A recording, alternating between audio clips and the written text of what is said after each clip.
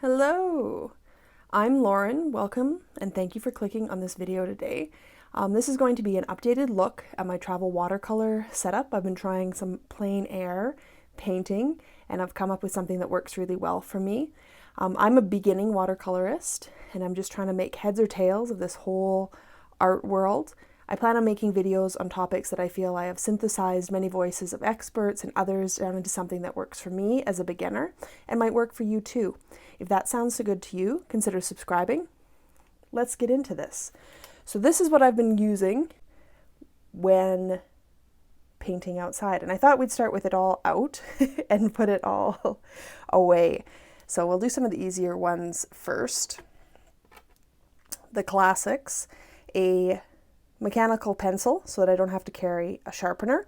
It has an eraser on it, but I really hate this eraser, so I also carry a larger eraser as well.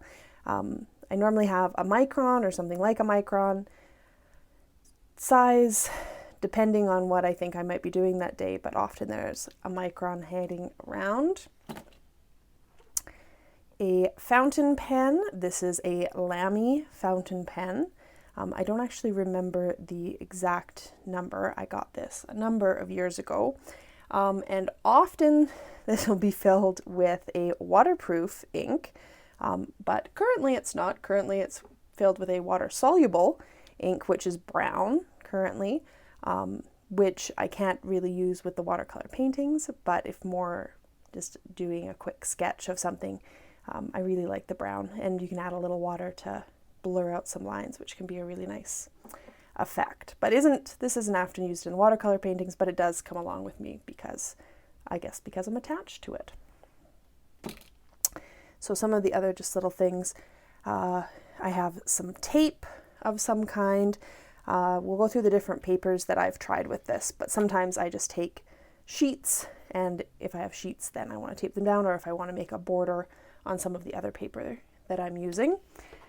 This is a new addition to my setup within sort of the last month, and it's made a huge difference. I used to carry around just sort of loose brushes and I was really banging them up. So on Amazon I got this set of 3 really cheap brushes in this pouch. They're all rounds. They're sort of a small, medium, large. So they screw open. And they say that this is a 12. It feels a little smaller than a 12 to me, but works as like a large brush. So a 12, an 8. Again, this feels a little smaller than an 8 to me, maybe more like a 6. And this is more like a 10. I feel like they're kind of like 2 off for the sizing that I'm used to anyway. And then a small one, and they're all round. So the details, this is 4, probably more like a 2. So these work really great. They have nice fine points. You can get lots of detail. They hold water decently. They come with a nice little case that they're in. I have really, really enjoyed these. So I'm just going to put them away because we're showing that everything fits inside my... So this is the bag that I bring everything in. And I think it's the bag I bring things in because I'm attached to it because it's so pretty. I got it with some makeup or some skincare. I think maybe someone else got it with some makeup or some skincare and gifted it to me. But I think it's so cute, especially with like its little red lining. So I like for everything to fit in here so that I can bring this with me. It's a nice size to fit inside another bag. All right, so this is the new sort of update. I guess I maybe should have kept one of those brushes. Anyway, this is what sort of is the game changer to me. Before, when I would paint outside, I'd have to set up and get the watercolor out and get the water out, the paper, and things would blow away if it was windy, or things would blow onto things, or things would fall.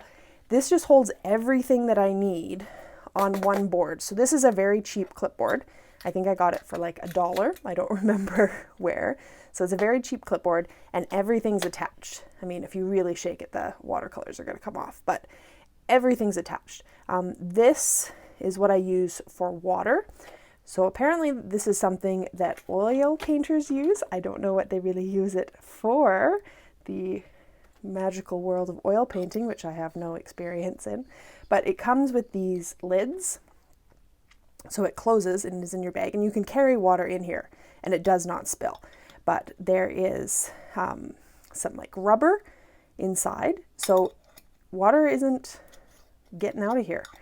You can fill it up at home, and even if you're not carrying a water bottle, this has water in it and it just can be in your bag. So my water would be sitting there, and then the watercolors, which are in a metal tin, are sitting on magnets. So I initially tried just these strips of magnets. I had some of this magnet strip from a long time ago. I had plans for it and never got around to using it. And the strip magnets work okay. Like you can see, like it's not going to fall off, but it's not super sturdy. So I also had these clips, which have pretty strong magnets. So I tried attaching these, and the watercolor palette is a lot better attached, and you can change where it is then. So it can be higher up, it can be lower down. If you wanted to, you could move it to like the side, if that's where you wanted it to be. It's very versatile in being able to move the watercolor palette around. I'll put it back up at the top. I am using just a normal binder clip to keep some paper towel, which I carry with me, and it dries and you can use it again, fold it over. I have used, let's just talk about the colors here for a moment. So this is a palette that I've put together for myself. I have some colors that are old to me, some that are new, and some that I have cannibalized from other watercolor sets. So this is a swatch sheet of everything that is in here. Let's see if we can have them both in frame at the same time. All right, so the upper row, there is a Winsor & Newton Cotman Sap Green, a Winsor & Newton Hooker's Green, this is cannibalized from my Munio palette, a deep fallow green. Then I have the Schmincke from their Forest set, the Forest Green, Forest Brown, and Forest Olive, and I ended up moving the gray. In this travel palette, they're all attached. These little half pans I filled up, they're attached with magnets, so I can move them around if the order isn't feeling right. So that's my top row. My middle row here, I moved the Winsor & Newton Violet up. So this is the Winsor & Newton Violet. Then there's the Cotman Cerulean Blue from Winsor & Newton.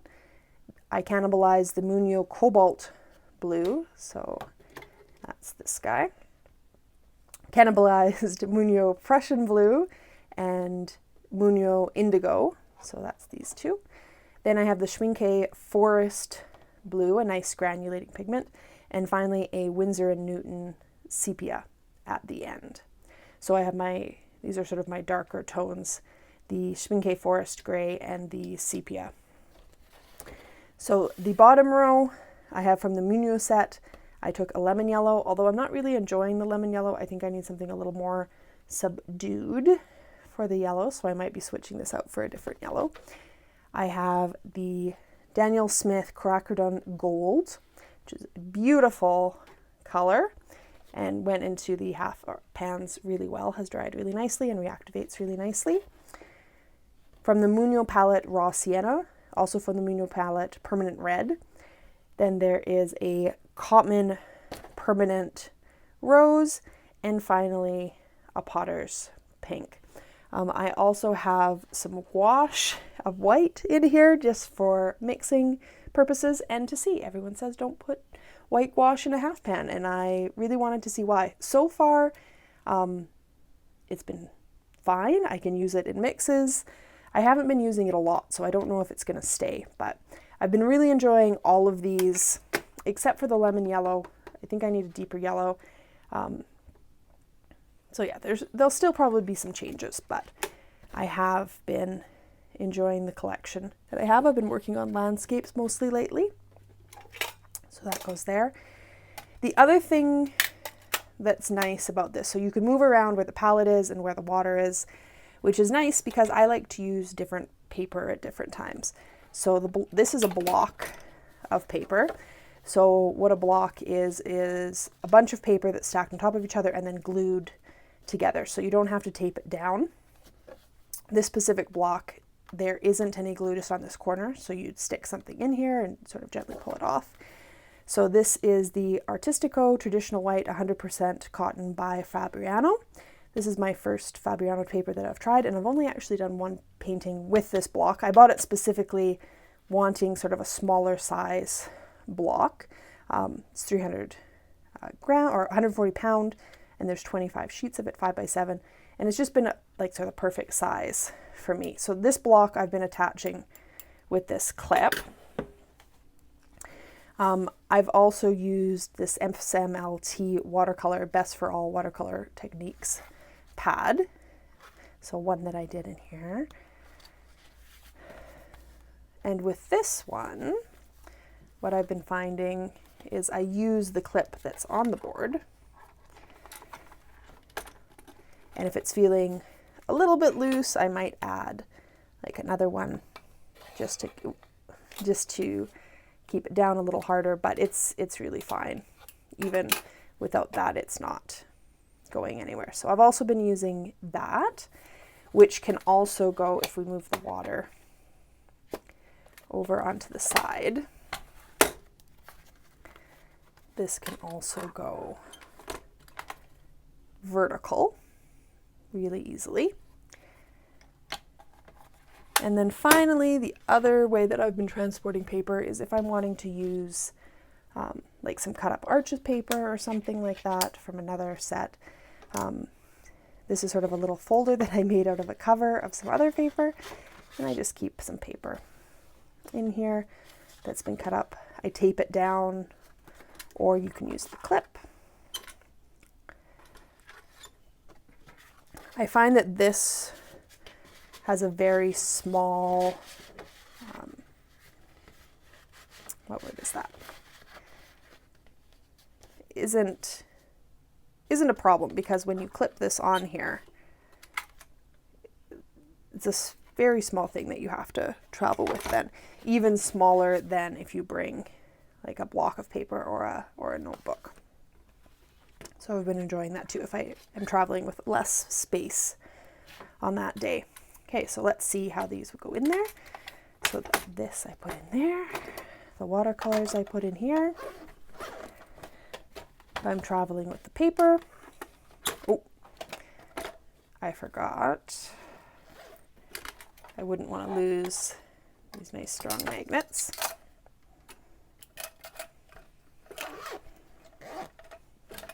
Yeah, so that's everything. Even if you wanted to bring both, all of this paper, that really doesn't take up that much space. And it was pretty cheap. The biggest additions, so like the clipboard was about $1. Paper, you're buying paper anywhere. Binder clips you probably have. These I had, but they, aren't crazy expensive.